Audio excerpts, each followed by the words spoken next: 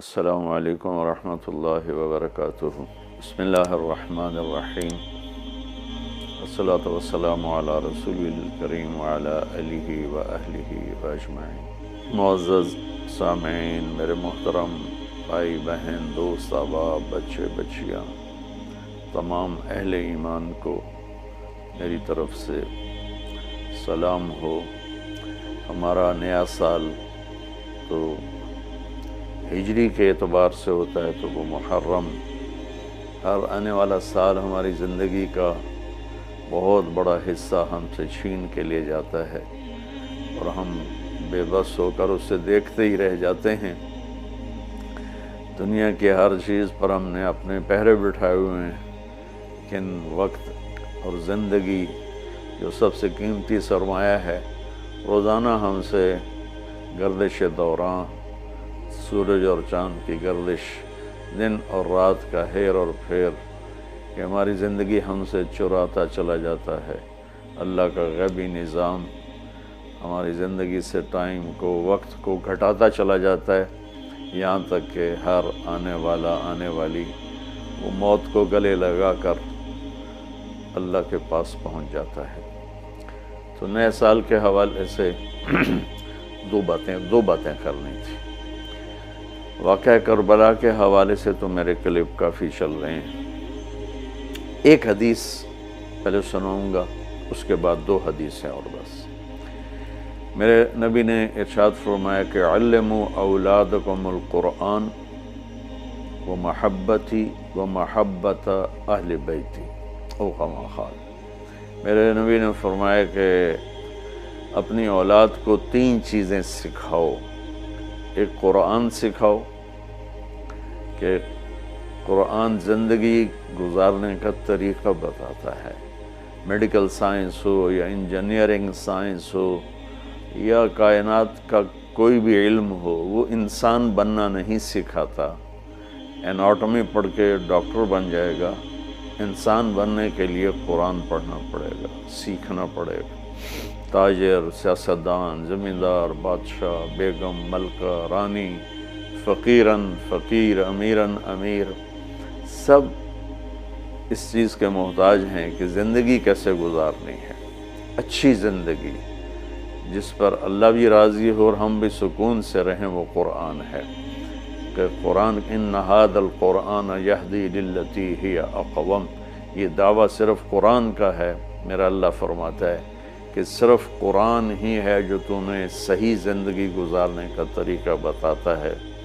ہمارے گھروں کی زندگی انتشار کا شکار ہے۔ شادی ہوتے ہی طلاقیں ہو رہی ہیں، طلاقوں کی ریشو بڑھ رہی ہے کہ والدین اپنے بچے بچیوں پر صرف پڑھائی پڑھائی پڑھائی، اور ہمارے پاکستان میں پڑھائی تو ہے نہیں، صرف کاروبار ہے۔ تو بچے بچیوں کو پتہ ہی نہیں ہوتا جب شادی ہوتی ہے کہ زندگی کیسے گزارنی ہے۔ ایسے والدین کو بھی نہیں پتہ ہوتا کہ ہم نے اپنی اولاد کو کس بنیاد پہ کھڑا کرنا ہے۔ تو قرآن وہ زندگی بتاتا ہے جس پر چل کر ہر بڑا چھوٹا، بڑی چھوٹی خوشگوار زندگی گزار سکتے ہیں۔ تو آپ نے فرمایا کہ اپنی اولاد کو قرآن سکھاؤ۔ دوسرا فرمایا وہ محبتی، اور میری محبت سکھاؤ، کہ آپ نے فرمایا لن یؤمن احدکم حتی اکون احب الیہ من الناس وولدہ ووالدہ اجمعین۔ آپ نے فرمایا کہ اگر تم چاہتے ہو کہ تمہارا ایمان مکمل ہو تو میری محبت اپنی ذات سے، اپنے والدین سے، اپنی اولاد سے اور پوری دنیا کے انسانوں سے مجھے سب سے زیادہ پیار دو گے تو تمہارا ایمان مکمل ہوگا۔ تو اللہ کے نبی کی محبت کے بغیر ایمان کامل ہو نہیں سکتا۔ اب محبت کا کیا پیمانہ ہے، کیا معیار ہے؟ ایک ہم نے بنائے ہوئے ہیں، مختلف معیار بنائے ہوئے ہیں عشق رسول کے، محبت رسول کے، لیکن میں وہ معیار بتاؤں گا جو نہ میرا بتایا ہوا نہ کسی اور کا، وہ میرے نبی کا بتایا ہوا ہے کہ اللہ کے رسول سے پیار کرنے والے ہوتے کون ہیں۔ تو آپ وضو فرما رہے تھے، صحابہ آپ کے وضو کا پانی نیچے سے یوں بک بھر بھر کے کوئی پی رہا ہے، کوئی منہ تے لا رہا ہے، کوئی ہتھاں تے، کوئی سینے تے. تو آپ نے پوچھا ما یحملکم علی ھذا، بھئی یہ کیا کر رہے ہو، کیوں کر رہے ہو؟ کہ حبا للہ ولرسولہ.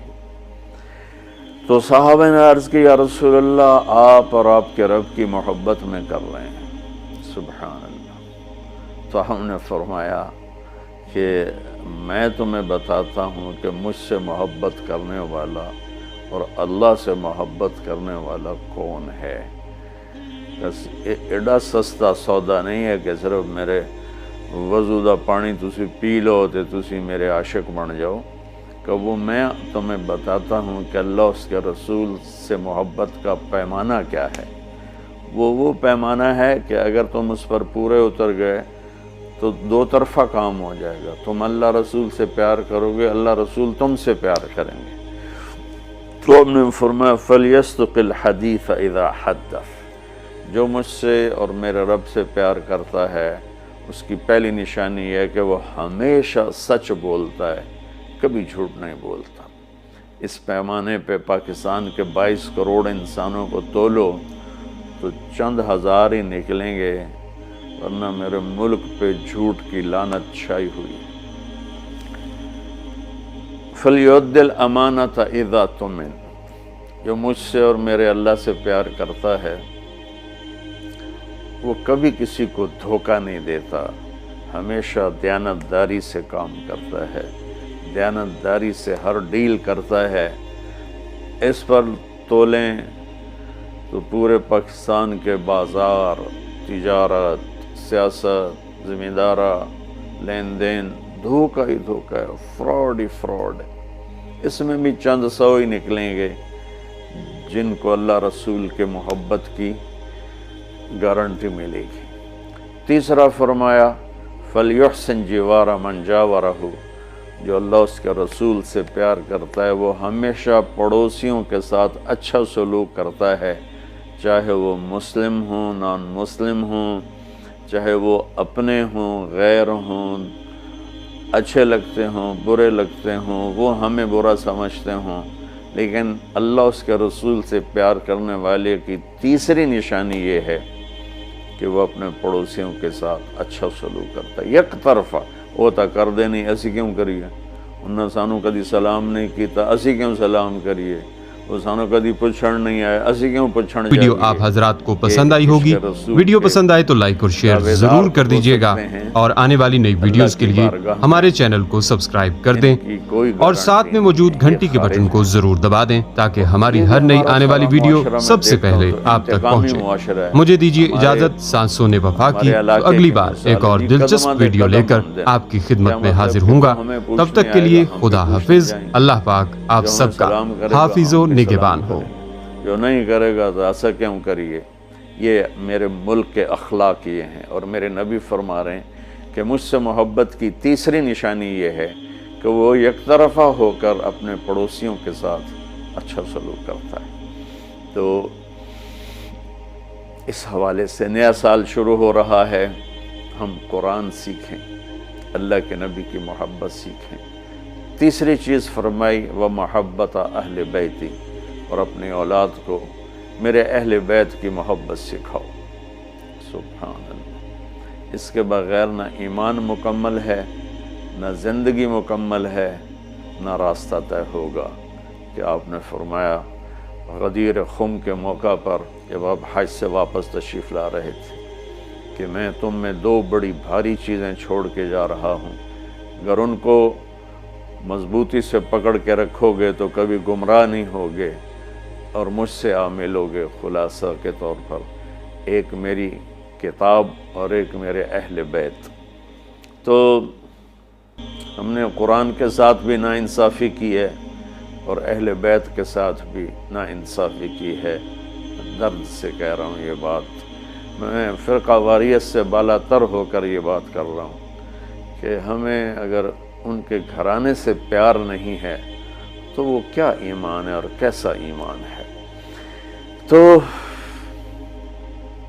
اللہ اس کے رسول نے جو محبت کی نشانی بتائی ہے وہ بھی میں نے بتا دی، اور جو اللہ کے نبی فرما رہے ہیں کہ 3 کام اپنی اولاد کو سکھاؤ: قرآن، میری محبت، میرے اہل بیت کی محبت۔ تو آؤ بھائی ہم اپنے ملک کے لیے بھی ایک اچھے پاکستانی بنیں، سچ بول کے، دیانتداری، محبت، ایثار، وفا، صحیح تولنا، صحیح بولنا، اور ماں باپ کی خدمت، بیوی کے ساتھ اچھا سلوک، اولاد کے ساتھ محبت، یہ سارے وہ چیپٹر ہیں جو اس وقت بالکل ادھورے پڑے ہوئے ہیں۔ اور صرف نماز پڑھ لینا اور حج عمرے پہ زور لگا دینا بہت اچھی بات ہے، میں کسی نیکی کی قدر نہیں گھٹانا چاہتا، لیکن اور بھی دکھ ہیں زمانے میں محبت کے سوا، راحتیں اور بھی ہیں وصل کی راحت کے سوا۔ اسلام تو ایک زندگی ہے، یہ تو چند مختصر عبادات پوری زندگی پر تو نہیں ہے نا۔ اس لیے میری فریاد سنو اللہ کے واسطے، علماء سے بھی کہتا ہوں، خطیبوں سے بھی کہتا ہوں، اپنا مسلک پیش نہ کرو، اسلام پیش کرو۔ اسلام ایسی خوبصورت زندگی ہے کہ اس کا خریدار آپ کو ہر انسان بنے گا۔ آپ سن لیں گے تو آپ کا احسان ہوگا، اب کر لیں گے تو آپ کی دنیا بھی بنے گی، آخرت بھی بنے گی، ورنہ فقیرانہ آئے صدا کر چلے، میاں خوش رہو ہم دعا کر چلے۔